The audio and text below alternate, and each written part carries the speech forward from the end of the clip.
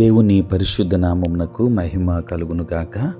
క్రీస్తునందు ప్రియ దేవుని బిడలారా, ప్రభువైన యేసు క్రీస్తు పరిశుద్ధ నామములో మీ అందరికీ ఈ ఉదయకాల శుభములు తెలియచేయచ్చు ఉన్నాను.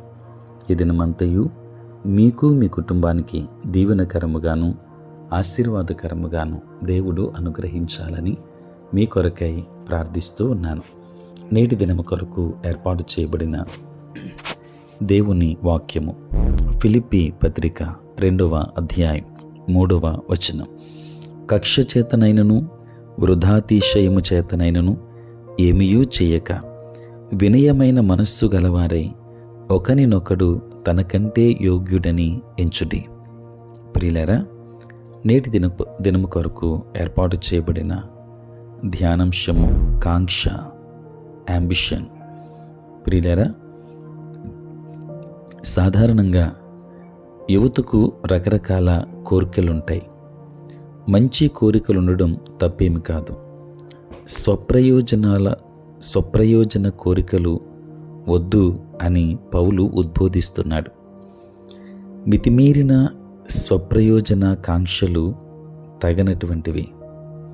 ఒక దినాన ఒక చిన్న విన్నపంతో జెబెదయి భార్య ప్రభు దగ్గరకు వచ్చింది. అది పూర్తి స్వప్రయోజన కాంక్ష. ప్రభువు ముందు మోకరిల్లి, ప్రభు, నీ రాజ్యములో నా 2 కుమారులలో ఒకరిని నీ కుడివైపున ఒకరిని నీ ఎడమ వైపున కూర్చుండబెట్టుకోమని అంది.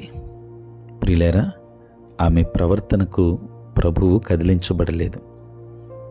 దేవుని బిడలారా, సర్వజ్ఞుడైన దేవుడిని, ఆయన క్రియలను ఎవరూ మార్చలేరు. మానవుల హృదయ రహస్యాలను ఎరిగినవాడు దేవుడు.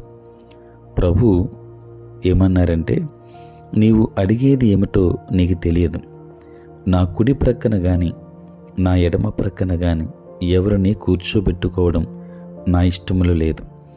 నా తండ్రి ఎవరి కొరకు ఆ స్థలం సిద్ధం చేసి ఏర్పాటు చేశాడో వారికి మాత్రమే అది దక్కుతుంది అని బదులిచ్చాడు. దేవుని బిడ్డలారా, ఈ జవాబు మనకేమనిపిస్తుంది? స్వప్రయోజనాన్ని ఆశించుకోరే మన ఆకాంక్షలు కానీ పథకాలు కానీ ఎప్పటికీ నెరవేరవు. మీ ఆకాంక్ష వెనుకనున్న అంతరార్థం ఏమిటో ప్రభువుకు తెలుసు. మీరు ఒక లక్ష్యాన్ని పెట్టుకొని దాని కొరకే పని చేయాలి. తండ్రి యొక్క కృపాతిశయము తోడై తగిన సమయం వచ్చినప్పుడు ఆయన తగిన ఫలితం నీకు ఇస్తాడు. ప్రియులారా, రాత్రికి రాత్రే ఫలితం రావాలని ఏ పని మొదలు పెట్టొద్దు. ప్రభువు నిర్ణయించిన సమయం కొరకు ఎదురు చూడండి. ఎందుకంటే దేవుని ఆలోచనలు మన ఆలోచనలు వంటివి కాదు కదా. ఆయన సమయం మన సమయం వంటిది కాదు. హబక్కూకు గ్రంథం 2వ అధ్యాయం 23వ వచనాన్ని, ప్రసంగి గ్రంథం 3వ అధ్యాయం 1వ వచనాన్ని మనం చదివితే ఈ విషయాలు మనకు కనబడతాయి. ప్రతిదానికి తగిన సమయం అంటూ ఒకటి ఉంటుంది. దేవుని బిడ్డలారా, ప్రతి కార్యము వెనుక ప్రభువు నిర్ణయించిన కాలము ఒకటి ఉంది అని గుర్తించుకోవాలి. ప్రార్థించండి, ఎదురు చూడండి. ఎట్టి పరిస్థితుల్లోనూ మధ్యలో విరమించకండి. ఎందుకంటే నిన్ను పిలిచిన ఆ ఘనునికి నీకిచ్చిన వాగ్దానాలు నిలుపుకోవడం తెలుసు. ఆయన ఎంతో నమ్మకస్తుడు. తన వాగ్దాన నెరవేర్పులలో ఎన్నటికీ తప్పిపోడు. కనుక దేవునికి ఇష్టమైన రీతిగా మన కాంక్షలు ఉండునట్లుగా మనము చూద్దాం. దేవుని ఆశీర్వాదాలు పొందుకుందాం. దేవుడు మిమ్మును మీ కుటుంబాన్ని దీవించునుగాక. ప్రార్థన. పరిశుద్ధుడైన తండ్రి, ప్రేమ కలిగిన ప్రభువా, మీ పరిశుద్ధ నామమునకై వందనాలు, స్తోత్రాలు చెల్లిస్తూ ఉన్నాం.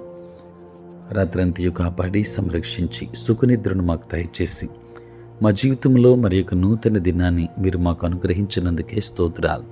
ఈ దినమంతా కూడా మీ సన్నిధి మాతో ఉంచండి. మీ ప్రసన్నత మాకు దయచేయండి. మా పనులలో, మా ప్రయాణములలో మీరే తోడుగా ఉండండి. ఉద్యోగస్తులు, వ్యాపారస్తులు, కష్టపడి పని చేసుకుంటున్న బిడ్డలందరినీ దీవించండి. చదువుకుంటున్న బిడ్డలకు మీరు తోడై ఉండండి. జ్ఞానమును వారికి అనుగ్రహించండి. దూర దేశాలలో, దూర ప్రాంతాలలో ఉంటున్న బిడ్డలందరినీ దీవించండి. దేవా, పుట్టినరోజు, పెళ్లి రోజు జరుపుకొనుచున్న బిడ్డలను దీవించి నూతన ఆశీర్వాదాలు వారికి అనుగ్రహించండి. అనుదినము ఈ ప్రాతకాలపు ధ్యానములు ఏకీభవిస్తున్న ప్రతి కుటుంబాన్ని ఆశీర్వదించుమని వేడుకుంటూ ఉన్నాం. తండ్రి, ఈ దిన దీవెనల చేత నింపండి. నీ పరిచర్య చేసే ప్రతి సేవకుని మీద నీ కృపాహస్తమునుంచండి. నాయన, ఎలక్షన్లు సమీపముగా ఉన్నాయి. తండ్రి, మంచి పరిపాలన అందించే చక్కటి ప్రభుత్వాన్ని మీరు ఏర్పాటు చేసుకోండి. సామరస్యముగా, సమాధానకరముగా ఎన్నికలు జరగడానికి సహాయం చేయండి. ప్రతి ఒక్కరిని నాయన వారు చక్కటి ఆలోచనతో తమ హక్కును వినియోగించుకోవడానికి కృప చూపించండి. మీరే తోడుగా ఉండండి. యేసు నామములో ప్రార్థించి వేడుకొనుచున్నాము తండ్రి, ఆమేన్. తండ్రి, కుమార, పరిశుద్ధాత్మ త్రియేక దేవుని దీవెన సదా మీకు తోడై ఉండును గాక. ఆమేన్.